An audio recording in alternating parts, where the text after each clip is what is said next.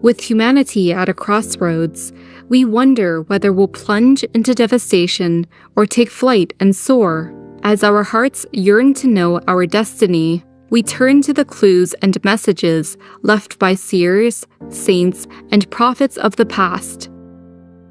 In divine guidance, let's explore their visions and predictions that can help us navigate today's troubled waters and reach the shore of a better, brighter tomorrow.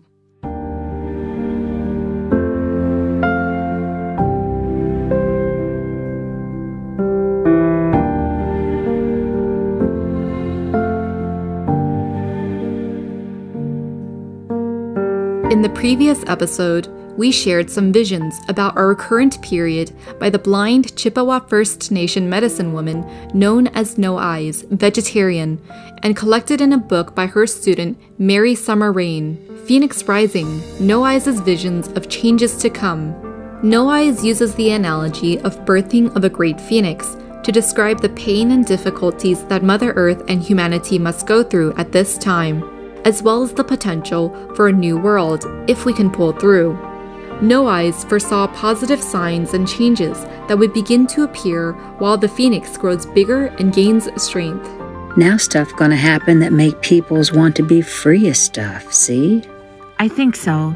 Events are going to happen that will make people uneasy mentally. These happenings are going to test people and begin a questioning process that will increase in time. Is that sort of what you mean? That what No Eyes say. Among the new stuff that would happen to challenge people's existing beliefs is the noticeable appearance of new beings. People gonna see new beings. Beings gonna come more, much more. They come from there. No Eyes pointed to the sky. You mean the alien beings, the UFOs? Remaining serious, she simply nodded. Beings gonna show more and more. They no gonna hide, play games. It be time they show they be here really all along. The concept of the existence of aliens is not strange to No Eyes and Summer. In fact, they had both traveled in spirit to other galaxies and interacted with beings from outer space. Once, upon spotting a being with an unusual appearance during one of their astral travels, Summer asked No Eyes, "Where was that being from? Can you tell me that?" No Eyes responded, Could, but Summer not understand anyways. He be from other universe far away. Earth peoples be dumb. They not even know about all stuff in Milky Way. They not even know about stuff in our universe. How they gonna know about stuff in other places? No Eyes and Summer Rain are by no means the first or the only First Nations people who knew about aliens. In various indigenous legends, these beings were often called sky people or star people. Some oracle stories passed down reveal that their ancestors are linked to extraterrestrials. The Hopi First Nation people believed that they originated in the Pleiades, and that's where their spirits would return after leaving this world. Various Cree First Nation legends allude to the idea that their ancestors came from other stars and became humans here. Some of the First Nations people's connections with extraterrestrials are documented in Top Secret UFO Projects Declassified. Though the First Nations people have known about aliens for thousands of years, according to No Eyes, the ones raised in current Western culture will acquire knowledge and change their perception about space and other beings. Many people's gonna change and be new, different. Aliens gonna talk, touch, teach them. Aliens gonna prove stuff. They're gonna try to help people here. Through this prophecy, No Eyes is foretelling a time when Earth will be more frequently visited by new beings from sky, who could be our benevolent extraterrestrial neighbors from other planets and galaxies. While reports of unidentified flying object or UFO sightings are not new, the numbers of sightings have been increasing in recent years. More and more people are reporting UFO activities and capturing fascinating sky phenomena on their cameras. It's May 13th, 2009, and night owl Yalçın Yalman is stargazing in the suburbs of Istanbul, Turkey. Shortly after 3 a.m., something strange appears in the sky over the Sea of Marmara. It appears to be some sort of saucer-shaped craft. It's hovering silently for half an hour about a mile away and 500 feet above the sea. Yalçın says that what you are seeing here is a cockpit window. Konuşmalar bana dalga dalga geliyordu. Neden seçildiğimi ben hala anlamış değilim ama çok şeyleri bana yardım ettiklerine inanıyorum ve bizler olmasak yarın öbür gün gelecekte bunlar insanoğlunu eğiteceğine de inanıyorum. We look down and we see a long cylindrical white object with rounded ends, roughly 40 feet long, that looked like a giant tic-tac. It was traveling at fantastic speed. It was a series of about 6 lights in the shape of a cross. It seemed to be rotating and it was hovering. There was a rim of light in the shape of a triangle. 3 of us up here saw it. The length is unbelievable. This morning, U.S. intelligence agencies confirm hundreds of additional UAP sightings have been reported. UAP stands for Unidentified Aerial Phenomena, otherwise known as UFOs. The annual report on unidentified aerial phenomena now reveals 366 new close encounters since an agency was formed in 2021 to track them. That's more than double the number reported in the previous 17 years combined. A Pentagon official revealed today that the U.S. government is investigating more than 600 potential UFO sightings.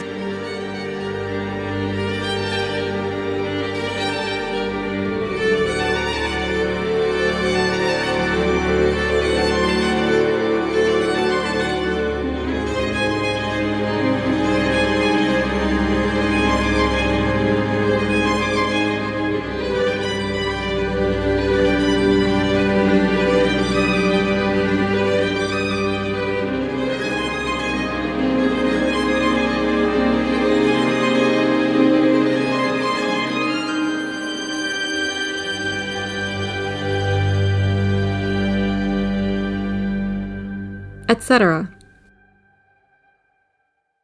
Some of the encounters happened when humans were in desperate situations, and after the UFOs appeared, the troubles seemed to have mysteriously disappeared. These incidents suggest that the extraterrestrials came with goodwill and positive intentions for humanity. For instance, in 2011, when Japan's Fukushima Daiichi nuclear power plant was damaged by a powerful earthquake and tsunami, leading to dangerous radioactive contaminants with catastrophic consequences, multiple UFO sightings were recorded in the area.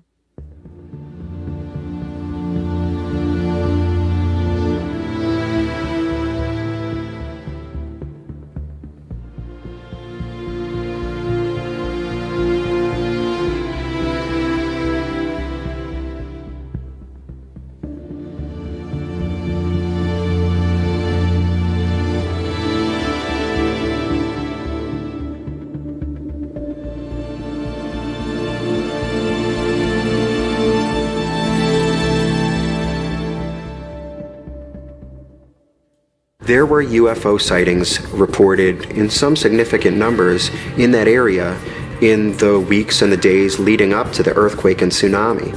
And there were a number of UFO sightings reported in the immediate area directly afterward. And this suggests the possibility that extraterrestrials were involved in stabilizing that situation, because had that Fukushima plant melted down, it would have made a large swath of Asia uninhabitable for a very long time. During the Russian invasion of Ukraine or Ukraine, several sightings of UFOs were reported in and around Ukrainian or Uranian airspace and war zones.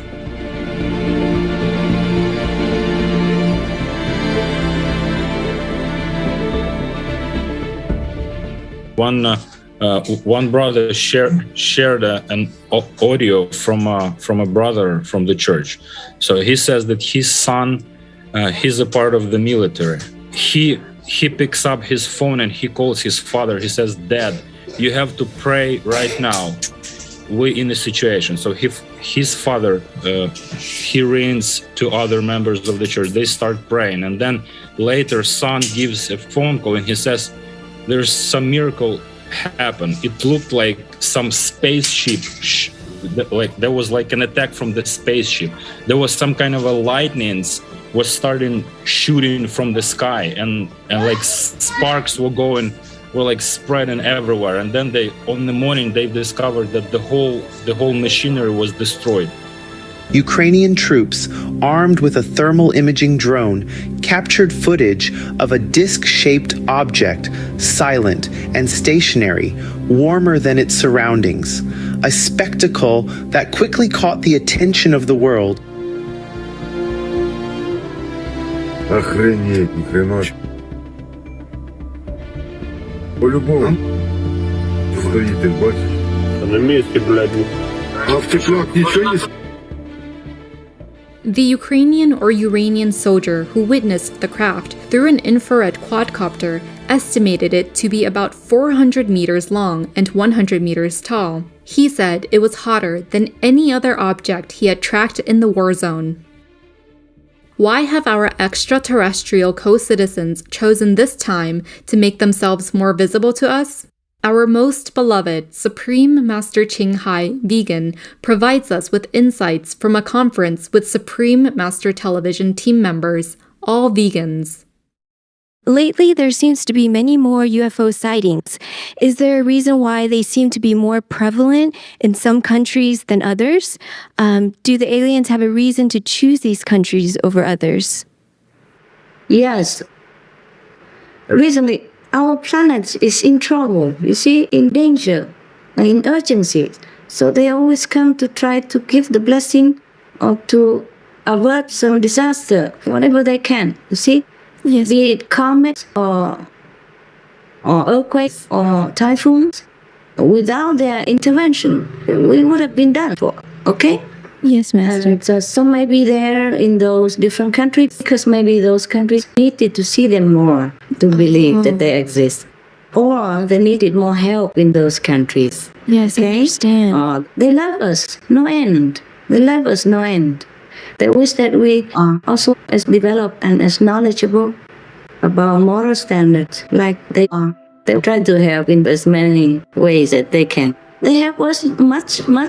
We have to thank them also. With their technology, they help us to avert as many disasters as they can. Yeah, even individually, they help to rescue many people who didn't even know that they are rescued because they are unconditional. Without their intervention, we would have gone. Yeah, the planet gone, people gone, all gone. Wow. They're trying to help us so that we can hang on in there so that we might wake up and help ourselves.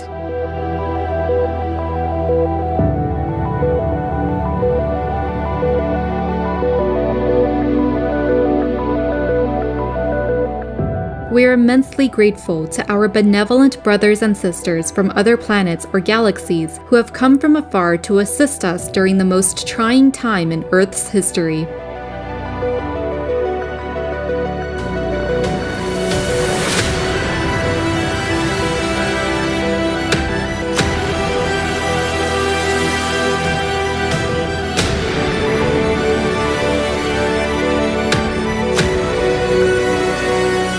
What will our world be like if humanity comes through these ordeals with a more enlightened consciousness and awakened compassion? What does the wise First Nation medicine woman No Eyes see when the great phoenix takes flight?